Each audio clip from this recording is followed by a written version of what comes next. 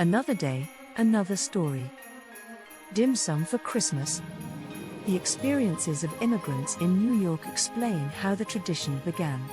Each year, many of those who celebrate Christmas gather to eat a large meal and open presents.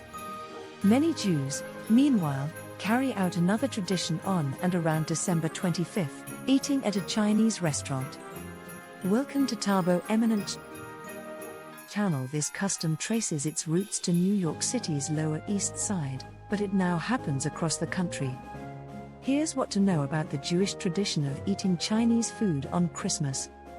The tradition began in NYC's Lower East Side. Jews in New York City have a long-established history of eating Chinese food, dating back to at least the late 1800s, according to Sheyang Liu, a doctoral researcher in Hebrew and Judaic studies and history at New York University. The culinary custom began because Eastern European Jewish immigrants and Chinese immigrants lived in close proximity to one another on New York City's Lower East Side. Between the late 19th and early 20th century, the neighborhood became home to the largest Jewish community in the world, explain Maya Locker and Amanda Gordon of the museum at Eldridge Street, housed within Manhattan's historic 1887 Eldridge Street Synagogue.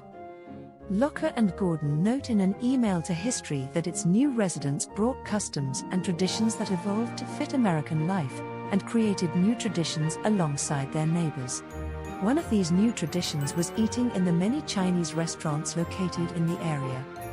There wasn't a mass decision to start eating in Chinese restaurants, as much as it was probably the adjoining neighborhoods and its availability, explains Rabbi Joshua Eli Plaut, rabbi of the Metropolitan Synagogue of New York City and author of A Kosher Christmas, 'Tis the Season to be Jewish. The first known mention of this culinary tradition was in an 1899 article in the American Hebrew Weekly magazine, which condemned eating in Chinese establishments because the food wasn't kosher, he explains. Why Chinese food? Chinese restaurants weren't the only dining option for Jews living on the Lower East Side. Other groups living in the neighborhood, including Italian, German, Polish, Hungarian, Lithuanian, Lebanese, Syrian and Turkish immigrants, also had cafes, restaurants and taverns. But Jewish immigrants from Eastern Europe gravitated towards Chinese establishments for several reasons, other than proximity. First, Chinese restaurants were free of cultural barriers and hostile histories that other locations could pose for Jewish immigrants, Plaut says. There were no religious symbols on the wall at Chinese restaurants, like at an Italian restaurant, where there might have been pictures or paintings of the Pope, he explains. And there was no anti-Semitic history between the Chinese and Jewish people. Chinese cuisine was also popular among Jews because it did not combine meat and dairy, something prohibited under Jewish dietary laws. It did, however, often contain pork, which is typically off-limits for those keeping kosher, but considered safe-threif, non-kosher food, when served in a Chinese restaurant. Pork may have been hidden inside a wonton, but was considered safe-threif because it's chopped up and you can't see it, Plaut explains. Additionally, Chinese food wasn't extremely spicy, and used familiar ingredients, like onions, garlic and vegetables, which Plaut says made the dishes palatable despite being a departure from what Jewish immigrants would have cooked themselves. Though Chinese restaurants served Jewish customers throughout the week, they became especially popular on Sundays.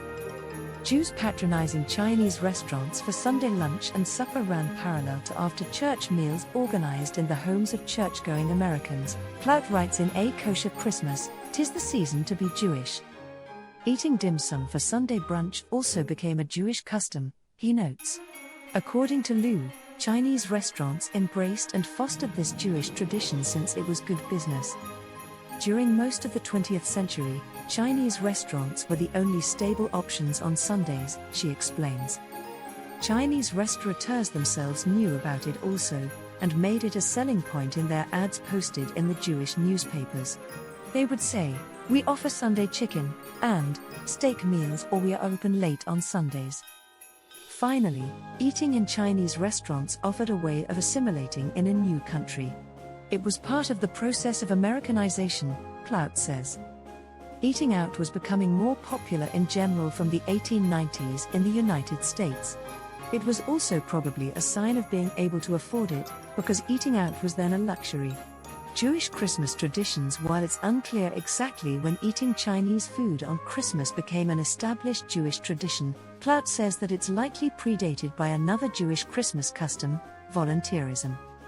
I call it the Christmas mitzvah, and it's about sharing the goodwill of the season by doing charitable acts all over the country, he explains. By the early 20th century, Jews were already congregating on Christmas to engage in communal charitable acts, and regularly eating in Chinese restaurants, including on Sundays, when their Christian neighbors got together after religious services. As Locker and Gordon point out, unlike the Italian, Irish, German and Polish immigrants on the Lower East Side, the Jewish and Chinese communities largely didn't celebrate the Christian holidays. Of course, the biggest of these holidays is Christmas, during which the city that never sleeps essentially shuts down, they explain. Chinese restaurants, however, remained open. Over the years, Jewish families and friends gather on Christmas Eve and Christmas Day at Chinese restaurants across the United States to socialize and to banter, to reinforce social and familial bonds, and to engage in a favorite activity for Jews during the Christmas holiday, Plaut writes. Along with volunteering and eating at Chinese restaurants, going to the movies on Christmas Eve or Christmas Day became another long-standing Jewish tradition, Plaut says. This began in the early 1900s, when Jews would go to Nickelodeons to see an early form of film on their days off, including on Christmas. More recently, Jewish directors like Woody Allen and Steven Spielberg opted to open many of their new films on Christmas Eve or Christmas Day. Tradition continues. The Jewish tradition of eating Chinese food on Christmas got a high-profile mention during Justice Elena Kagan's Supreme Court confirmation hearings in 2010. When asked where she had been on Christmas Day, she famously responded, "You know, like all Jews, I was probably at a Chinese restaurant." In more recent years, Plaut says that the tradition of eating in a Chinese restaurant on Christmas has extended to other Asian cuisines, including Japanese, Vietnamese, Indian, Malaysian, and Thai. There are Asian restaurants in the suburbs and all over the United States now, so it's easy to go out for Chinese food or Thai food on Christmas Eve, he says. And you don't have to be Jewish to enjoy Chinese food around Christmas. According to data from Google Trends from 2006 to 2023, searches for Chinese food in the United States peaked each year between Christmas and New Year's Day. Chinese restaurant owners will actually tell you that it's their most popular and busiest day of the year, Plaut says.